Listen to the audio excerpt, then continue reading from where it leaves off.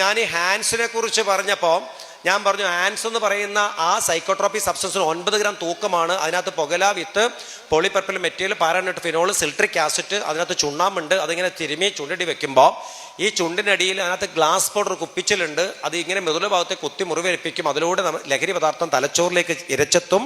അതുകൊണ്ട് വില തുച്ഛം, അത് ലഹരി മെച്ചം എന്ന ക്യാപ്ഷനാണ്. അതുകൊണ്ട് ഈ സാധനം ഇതിൻ്റെ പേര് ഹാൻസ് അല്ല, ഇതിൻ്റെ പേര് ക്യാൻസർ ബാഗ് ആണ് എന്ന് ഞാൻ പറഞ്ഞ് നിലമ്പൂർ മാനവേദ സ്കൂളിൽ ക്ലാസ് എടുത്ത് ഞാൻ പോയി.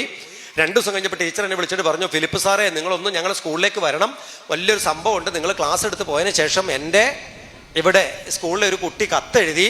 ആ കത്ത് ഇവിടെ ഈ ഒരു കച്ചവടക്കാരന് കൊടുത്ത് ആ കച്ചവടക്കാരൻ കത്തുമായിട്ട് സ്കൂളിൽ വന്നിട്ട് കരച്ചിലാണ്. ഫിലിപ്പ് സാറിനെയും മകേഷ് സാറിനെയും കാണണം, ആ കുട്ടിയെയും വിളിക്കണം എന്നാ പറയണേന്ന് പറഞ്ഞു. അപ്പോൾ സാറ് നാളെ വൈകുന്നേരം ഒരു മീറ്റിംഗ് ഞങ്ങൾ വെക്കട്ടെ, 2 മണിക്കൂർ സെമിനാർ ഹാളിൽ വരുമോ എന്ന് ചോദിച്ചു. നിലമ്പൂർ മാനവിക സ്കൂൾ വരാമെന്ന് പറഞ്ഞു. ഞാനും മകേഷ് അവിടെ എത്തിയപ്പോൾ സെമിനാർ ഹാളാണ്. ഞങ്ങളിവിടെ നിൽക്കുന്ന ഒരു വലിയ മനുഷ്യൻ തലയും താത്തി ഇങ്ങനെ നിൽക്കുന്നുണ്ട്. വലിയൊരു അജാനുഭവ മനുഷ്യനാണ് നിൽക്കുന്നുണ്ട്. തൊട്ടുപുറത്ത് അൻഷിത എന്ന് പറയുന്ന 10ാം ക്ലാസ്സിൽ പഠിക്കുന്ന ഒരു കുട്ടി നിൽക്കുന്നുണ്ട്. ടീച്ചറും പ്രിൻസിപ്പളും ഒക്കെ നിൽക്കുന്നുണ്ട്. അപ്പോൾ സംഭവം ഇങ്ങനെയാണ്. ഞങ്ങളുടെ ക്ലാസ്സൊക്കെ കഴിഞ്ഞു, ഞങ്ങൾ പോയി. അപ്പം വീട്ടിലെത്തിയിട്ട് രാത്രിയിൽ ഒരു 10ാം ക്ലാസ്സിൽ പഠിക്കണേ ഒരു മോള് കത്തെഴുതിയ കാര്യമാണ് പറയണേ. 10ാം ക്ലാസ്സിൽ പഠിക്കുന്ന ഒരു മോള് കത്തെഴുതി. കത്ത് ഇങ്ങനെയാണ്: പ്രിയപ്പെട്ട ഇക്ക, എൻ്റെ പേര് Anshitha C, Manavedan higher secondary school നിലമ്പൂരിൽ 10 C ക്ലാസ്സിലാണ് ഞാൻ പഠിക്കുന്നത്. ഇന്ന് എൻ്റെ സ്കൂളിൽ ഫിലിപ്പ് സാറും മകേഷ് സാറും വന്ന് ലഹരിക്കെതിരെ ക്ലാസ് എടുത്തപ്പോഴാണ് മനസ്സിലായത് നിങ്ങളുടെ കടയിൽ വിൽക്കുന്നത് ഹാൻസ് അല്ല, അത് ക്യാൻസർ പൊതികളാണ്.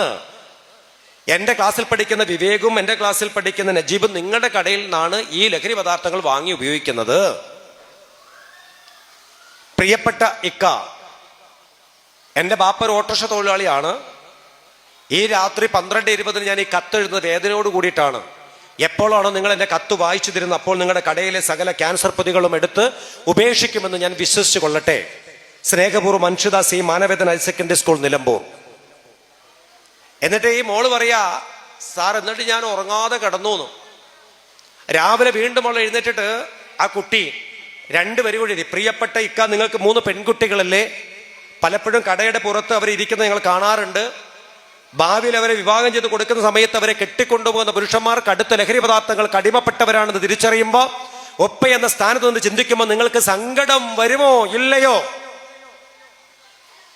ആരാ? 14 വയസ്സുകാരി ഒരു പെൺകുട്ടി ഉറങ്ങാതെ പേനയും പേപ്പറും എടുത്ത് ആശങ്കപ്പെട്ടുകൊണ്ട് എഴുതിയ വാക്കുകൾ. അവളെ രാവിലെ എഴുന്നേറ്റ് ബ്രേക്ക്ഫാസ്റ്റ് പോലും കഴിപ്പിക്കാതെ മടക്കി പോകുന്ന വഴിക്ക് മാനവേദൻ സ്കൂളിന്റെ തിരുമുറ്റത്തുള്ള കടയിൽ ലക്ഷ്യമാക്കിയ കടക്കാരന് കൊടുത്തു. എന്നാ ചോദിച്ചു, വായിക്കാൻ പറഞ്ഞു. വൈകുന്നേരം ഏറ്റവും കൂടുതൽ കച്ചവടം നടക്കുന്ന സമയത്ത് സ്കൂൾ വിട്ട് തലയും താത്തി മനുഷ്യൻ എന്തെങ്കിലും പറയുമോ നോക്കി പേടിച്ച് വരുന്ന അൻഷിത കണ്ടത് കടയുടെ ഷട്ടർ ഇങ്ങനെ അടഞ്ഞു കിടക്കുന്ന. പിറ്റേ ദിവസം സ്കൂളിൽ പോകുമ്പോൾ വീണ്ടും കടയുടെ ഷട്ടർ അടഞ്ഞു കിടക്കുന്നു. 2ാമത്തെ ദിവസം മനുഷ്യൻ കത്തുമായിട്ട് സ്കൂൾ ടച്ച് എടുത്തി. 3ാമത്തെ ദിവസം ഞാനും മകേഷ് സ്കൂളിലെത്തി. എന്നിട്ട് മനുഷ്യന്റെ മറുപടി ഉണ്ട്: ഫിലിപ്പ് സാറേ, 19 വർഷം ഞാൻ റിയാദിൽ ജോലി ചെയ്താണ് സാർ. എനിക്ക് 12 വാടക കോട്ടേഴ്സ് ഉണ്ട്. അത് മൊത്തം ബംഗാളിമാര്, ഭായിമാരാ, മാർബിളിന്റെ പണിക്കാരാണ്.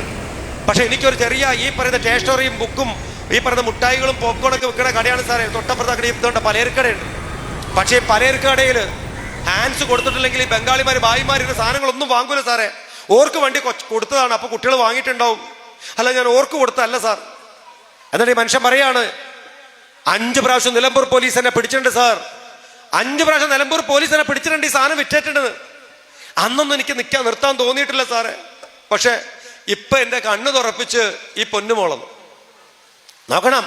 14 വയസ്സായ പെൺകുട്ടിക്ക് പേനയും പേപ്പറും എടുത്ത് ബിലീമെന്റ് ക്രിയേറ്റ് ചെയ്ത് അവൾ എഴുതിയ വാക്കുകൾക്ക് മുമ്പിൽ ഒരു മനുഷ്യനെ മാനസാന്തരപ്പെടുത്താൻ സാധിച്ചിട്ടുണ്ടെങ്കിൽ ഇന്ന് ഈ പ്രവാചക സന്ദേശത്തിന്റെ